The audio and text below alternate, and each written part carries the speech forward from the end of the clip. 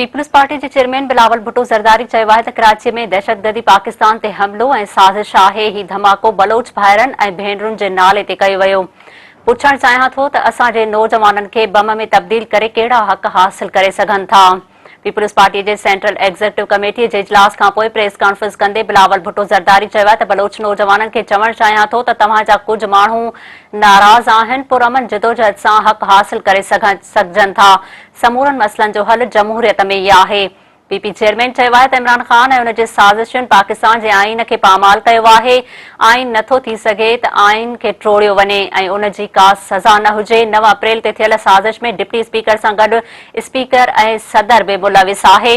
जमहूरियत ऐं पार्लियामेंट ते हमलो थियो। चाहियूं था त हिन हमले जी जांच थियणु घुर्जे त राति जे अंधेरे में छा थियो।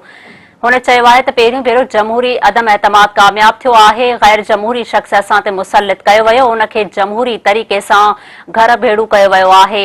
असां ज़ियाउल हक़, मुशर्रफ ऐं सिलेक्टेड निज़ाम जो मुक़ाबिलो कयो। हर उहो इदारो इमरान ख़ान जी निशानीअ ते आहे जंहिं न्याज़ीअ खे नाहे बचायो। हिक शख्स जे करे समूरा इदारा तकरारी बणिजी विया आहिनि।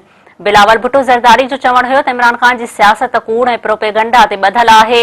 समूरनि मसइलनि जो हल जमहूरियत में ई आहे। इमरान ख़ान मूंखे छो न बचायो मुहिम हलाए रहियो आहे। पाकिस्तान जे आइन खे टोड़ियो वियो ऐं काग़ज़ समझी फाड़ियो वियो। अमुन ऐं तरक़ीअ ख़िलाफ़ साज़िश बर्दाश्त न कंदासीं।